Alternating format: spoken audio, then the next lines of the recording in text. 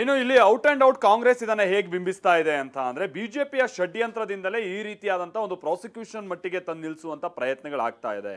ರಾಜ್ಯಪಾಲರು ಬಿಜೆಪಿಯ ಕೇಂದ್ರ ನಾಯಕರ ಅಣತಿಯಂತೆ ಇಲ್ಲಿ ಆಡ್ತಾ ಇದ್ದಾರೆ ಅನ್ನುವಂಥದ್ದು ಕಾಂಗ್ರೆಸ್ನ ಆರೋಪ.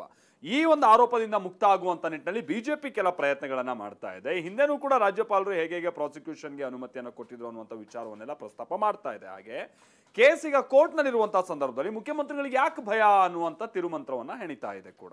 ಬಿಜೆಪಿ ಹೇಗೆ ಡಿಫೆಂಡ್ ಮಾಡ್ಕೊಳ್ತಾ ಇದೆ ಈ ಸನ್ನಿವೇಶವನ್ನ ಬನ್ನಿ ರಿಪೋರ್ಟ್ ನೋಡ್ಕೊಂಬೋಣ.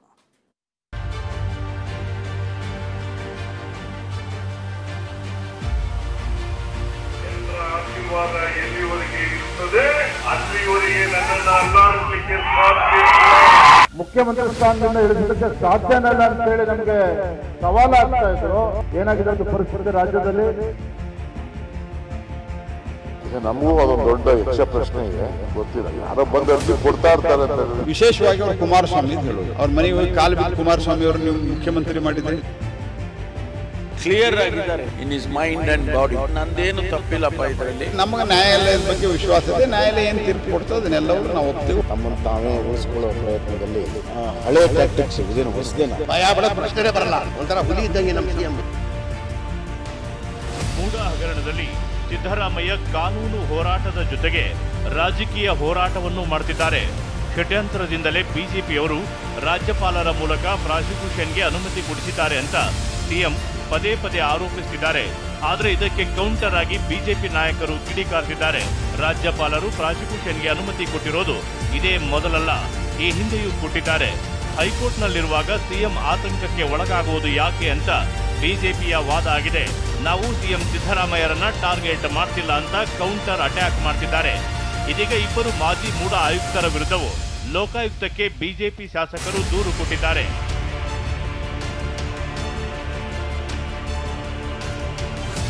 ಇಬ್ಬರು ಮಾಜಿ ಮೂಡ ಆಯುಕ್ತರ ವಿರುದ್ಧ ಲೋಕಾಗೆ ದೂರು. ಲೋಕಾಯುಕ್ತರಿಗೆ ದೂರು ನೀಡಿದ ಬಿಜೆಪಿ ಶಾಸಕ ಶ್ರೀವತ್ಸ.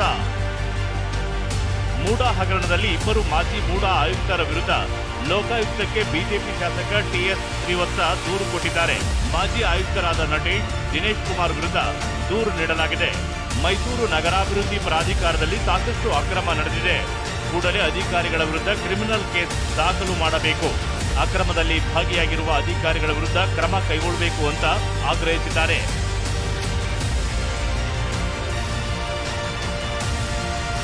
ಬೆಂಗಳೂರಿನ ಮಲ್ಲೇಶ್ವರಂನ ಬಿಜೆಪಿ ಕಚೇರಿಯಲ್ಲಿ ಬಿಜೆಪಿ ರಾಜ್ಯಾಧ್ಯಕ್ಷ ಬಿವೈ ವಿಜಯೇಂದ್ರ ನೇತೃತ್ವದಲ್ಲಿ ರಾಜ್ಯ ಕಾರ್ಯಕಾರಿಣಿ ಸಭೆ ನಡೆಸಲಾಯಿತು. ಸಭೆಯಲ್ಲಿ ಬಿಜೆಪಿಯ ಹಲವು ಪದಾಧಿಕಾರಿಗಳು ಭಾಗಿಯಾಗಿದ್ರು. ಬಳಿಕ ಮಾತನಾಡಿದ ವಿಜಯೇಂದ್ರ, ಸಿದ್ದರಾಮಯ್ಯ ನನ್ನನ್ನ ಅಲ್ಲಾಡಿಸೋಕೆ ಆಗಲ್ಲ ಅಂದಿದ್ರು. ಇದೀಗ ಪರಿಸ್ಥಿತಿ ಏನಾಗಿದೆ ಗೊತ್ತಲ್ವಾ ಅಂದ್ರು. ಜನರ ಆಶೀರ್ವಾದ ಎಲ್ಲಿವರೆಗೆ ಇರುತ್ತದೆ ಅಲ್ಲಿವರೆಗೆ ನನ್ನನ್ನು ಅಲ್ಲಾಡಿಸಲಿಕ್ಕೆ ಸಾಧ್ಯ. ಏನು ಸಿದ್ದರಾಮಯ್ಯನವ್ರನ್ನ ಅಲ್ಲಾಡಿಸೋದಕ್ಕೆ ಸಾಧ್ಯನೇ ಇಲ್ಲ, ಸಿದ್ದರಾಮಯ್ಯನವ್ರನ್ನ ಮುಖ್ಯಮಂತ್ರಿ ಸ್ಥಾನದಿಂದ ಇಳಿಸೋದಕ್ಕೆ ಸಾಧ್ಯನೇ ಇಲ್ಲ ಅಂತೇಳಿ ನಮಗೆ ಸವಾಲಾಗ್ತಾ ಇದ್ರು. ಏನಾಗಿದೆ ಅಂತ ಪರಿಸ್ಥಿತಿ ರಾಜ್ಯದಲ್ಲಿ? ಮತ್ತೊಂದು ಕಡೆ ಈಗ ನನ್ನ ಮೇಲೂ ಅರ್ಜಿ ಕೊಡೋಕೆ ರೆಡಿ ಆಗಿದ್ದಾರೆ ಅಂತ ಡಿಸಿಎಂ ಡಿಕೆಶಿ ಬಾಂಬ್ ಹಾಕಿದ್ದಾರೆ. ಕೈ ನಾಯಕರ ಮಾತಿಗೆ ಕಾಲೆಳೆದ ಜೋಶಿ, ಬುಡಕ್ಕೆ ನೀರು ಬಂದಾಗ ಇಂಥ ಕೃತ್ಯ ಮಾಡ್ತಾರೆ ಅಂದ್ರು. ನಮಗೂ ಅದೊಂದು ದೊಡ್ಡ ಯಕ್ಷ ಪ್ರಶ್ನೆ ಇದೆ. ನಾನು ಅದನ್ನ ನಾಳೆಲ್ಲ ಮಾತಾಡ್ತೀನಿ, ತಿಳ್ಕೊಳ್ತೀನಿ. ನಾವು ಕೊಟ್ಟಿದ್ದೀವಿ, ನಮ್ಮ ಹತ್ರ ಬಂದಿರೋ ಮಾಹಿತಿ, ನಿಮ್ಮಂಥ ಕಚೇರಿಗಳಲ್ಲಿ ನಿಮ್ಮಂಥ ಸ್ನೇಹಿತರು ಕೊಟ್ಟಂಥ ಮಾಹಿತಿ ಮೇರೆಗೆ ನಾವು ಅದನ್ನು ಪ್ರಸ್ತಾವನೆ ಮಾಡಿದ್ದೇವೆ. ಕಾಂಗ್ರೆಸ್ ನಾಯಕರ ವಿರುದ್ಧ 2 ಪಿಟಿಷನ್ ಮಾತ್ರ ಉಳ್ಕೊಂಡಿದೆ ಅಂದ್ರೆ ಗೊತ್ತಿಲ್ಲ. ಯಾರೋ ಬಂದು ಅರ್ಜಿ ಕೊಡ್ತಾ ಇರ್ತಾರೆ ಅಂತ. ನಾಳೆ ನೀವು ಕೊಡ್ತಾ ಇರ್ತೀರ ಅರ್ಜಿ ಅಂತ. ಇನ್ನು ಕೆಲವು ಲೀಡ್ಗಳ ರೆಡಿ ಆಯ್ತಾವ್ರೆ ನನ್ನ ಮೇಲೆ ಕೊಡೋಕ್ಕೆ ಮಾಡ್ತಾವ್ರೆ. ನಿಮ್ಗೆ ಗೊತ್ತಿಲ್ಲ, ಕೊಡಲಿ. ವಿಶೇಷವಾಗಿ ಅವರು ಕುಮಾರಸ್ವಾಮಿ ಅಂತ ಹೇಳೋದು, ಕುಮಾರಸ್ವಾಮಿಗಳದ್ದು ಅವ್ರು ಹೇಳೋ ಪ್ರಕಾರನ 2005-6ರಿಂದ ಬಾಕಿ ಅದ. 2013ರಾಗ ನಿಮ್ಮ ಸರ್ಕಾರ ಇತ್ತು. 2018ರಿಂದ ನಾನು ನಿನ್ನೆನೂ ಹೇಳಿದ್ದೀನಿ, ಎಲ್ಲ ಇದರಲ್ಲಿ ಕವರ್ ಆಗ್ಯದ. ಅವ್ರ ಮನೆಗೆ ಹೋಗಿ ಕಾಲು ಬಿದ್ದು ಕುಮಾರಸ್ವಾಮಿ ಅವರು ನೀವು ಮುಖ್ಯಮಂತ್ರಿ ಮಾಡಿದ್ರಿ. ಈಗ ನಿಮಗೆ ಜ್ಞಾನೋದಾಗ್ಯದನ ಅಂದ್ರೆ ನಿಮ್ಮ ಬುಡಕ್ಕೆ ನೀರು ಬಂದಾಗ ಈ ರೀತಿಯಾದಂಥ ಎಲ್ಲ ಕೃತ್ಯಗಳನ್ನು ಮಾಡ್ತಾ ಇರುವಂಥದ್ದು ಕಾಂಗ್ರೆಸ್ಸಿನ ಚಾಳಿಯಾಗಿದೆ. ಇತ್ತ ಸಿಎಂ ಪರ ಬ್ಯಾಟ್ ಬೀಸುತ್ತಾ ಮಾತನಾಡಿದ ಗೃಹ ಸಚಿವ ಪರಮೇಶ್ವರ್, ಸಿದ್ದರಾಮಯ್ಯ ತಪ್ಪು ಮಾಡಿಲ್ಲ, ಕ್ಲಿಯರ್ ಆಗಿದ್ದಾರೆ ಅಂದ್ರು. ಇದಕ್ಕೆ ಟಾಂಗ್ ಕೊಟ್ಟ ಜೋಶಿ, ಸಿಎಂ ನೈತಿಕವಾಗಿ ರಾಜೀನಾಮೆ ಕೊಡಲೇಬೇಕು ಅಂದ್ರು. ಬಹಳ ಕ್ಲಿಯರ್ ಆಗಿದ್ದಾರೆ in his mind and body. Very clear. ಇದರಲ್ಲಿ ನಂದೇನು ತಪ್ಪಿಲ್ಲಪ್ಪ ಇದರಲ್ಲಿ. ನಾನು ಯಾವುದೇ ರೀತಿಯಲ್ಲಿ ನನ್ನ ಅಧಿಕಾರವನ್ನು ದುರುಪಯೋಗ ಮಾಡಿಲ್ಲ ಅನ್ನೋದು ಸ್ಪಷ್ಟವಾಗಿ ಅವರ ತಲೆಯಲ್ಲಿದೆ ಮತ್ತು ಅದನ್ನೇ ಅವರು ಎಲ್ಲರಿಗೂ ಹೇಳ್ತಾ ಇರೋದು. ನಾನೇನು ತಪ್ಪು ಮಾಡಿಲ್ಲ ಅಥವಾ ನಾನು ಯಾವುದೇ ಕಾನೂನು ಬಾಹಿರವಾದಂಥ ಕೆಲಸ ಮಾಡಲಿಲ್ಲ. ನನ್ನ ಅಧಿಕಾರವನ್ನು ಕೂಡ ನಾನು ದುರುಪಯೋಗ ಮಾಡಿಕೊಂಡೆ. ಅಪೋಸಿಷನ್ ಲೀಡರ್ ಆಗಿದ್ದೆ, ಆನಂತರ ಮುಖ್ಯಮಂತ್ರಿ ಆಗಿದ್ದೆ. ಯಾವತ್ತೂ ನಾನು ದುರುಪಯೋಗ ಮಾಡಿಕೊಂಡಿಲ್ಲ ಅನ್ನೋದನ್ನು ಅವರು ಪದೇ ಪದೇ ರೀಟ್ರೇಟ್ ಮಾಡ್ತಾನೇ ಇದ್ದಾರೆ. ವಿಚಾರಣೆಯಲ್ಲಿ ನಮಗೆ ನ್ಯಾಯಾಲಯದ ಬಗ್ಗೆ ವಿಶ್ವಾಸ ಇದೆ. ನ್ಯಾಯಾಲಯ ಏನು ತೀರ್ಪು ಕೊಡ್ತೋ ಅದನ್ನೆಲ್ಲವರು ನಾವು ಒಪ್ತೀವಿ. ಅವ್ರು ಜೈಲಿಗೆ ಹೋಗ್ತಾರಾ ಅಂದರೆ ಇವರ ಅಂತಲ್ಲ, ಯಾವುದೇ ರಾಜಕಾರಣಿ ಬಗ್ಗೆ, ಯಾವುದೇ ಪ್ರಮುಖರ ಬಗ್ಗೆ ನಾವಲ್ಲ ಅದು ಡಿಸೈಡ್ ಮಾಡಿ, ಕೋರ್ಟ್ ಡಿಸೈಡ್ ಮಾಡ್ತದೆ. Let court decide it.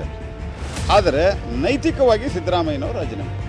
ಇನ್ನು ಕುಮಾರಸ್ವಾಮಿ ವಿರುದ್ಧವೂ ಪ್ರಾಸಿಕ್ಯೂಷನ್ಗೆ ಅನುಮತಿ ಕೊಡಬೇಕಲ್ವಾ ಅಂತ ಗೃಹ ಸಚಿವ ಪರಮೇಶ್ವರ್ ಹೇಳಿದರು. ಅವರು ನನ್ನ ಹತ್ರ ಇಲ್ಲ, ನಾನು ಕಳಿಸ್ಬಿಟ್ಟಿದ್ದೀನಿ ಅಂತ, ನನ್ನ ಹತ್ರ ಇಲ್ಲ, ಏನೂ ಇಲ್ಲ ಅನ್ನೋ ಥರ ಅವ್ರು ಹೇಳಿದ್ದಾರೆ. ನೆನ್ನೆ ಅದೇ ಹೇಳಿದರು, ನಾವು ಹೋದಾಗ ಅದನ್ನೇ ಹೇಳಿದ್ರು. ಈಗ ಒಂದು ಫೈಲ್ ನನ್ನ ಹತ್ರ ಇದೆ ಅಂತ ಹೇಳಿದ್ರು. ಅದು ಯಾರ ಫೈಲು?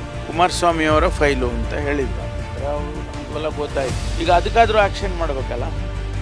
ಒಟ್ಟಾರೆ ಮೂಡ ಹಗರಣದಲ್ಲಿ ಸಿಎಂ ಪ್ರಾಸಿಕ್ಯೂಷನ್ಗೆ ವಿರೋಧಿಸಿ ಕಾಂಗ್ರೆಸ್ ನಾಯಕರು ಬಿಜೆಪಿಯತ್ತ ಬೊಟ್ಟು ಮಾಡ್ತಿದ್ದಾರೆ. ಬಿಜೆಪಿ ನಾಯಕರ 4 ಪ್ರಕರಣದಲ್ಲಿ ಪ್ರಾಸಿಕ್ಯೂಷನ್ಗೆ ಅನುಮತಿ ಕೊಡಿ ಅನ್ನೋದು ಕಾಂಗ್ರೆಸ್ ವಾದ ಆಗಿದೆ. Bureau report, TV9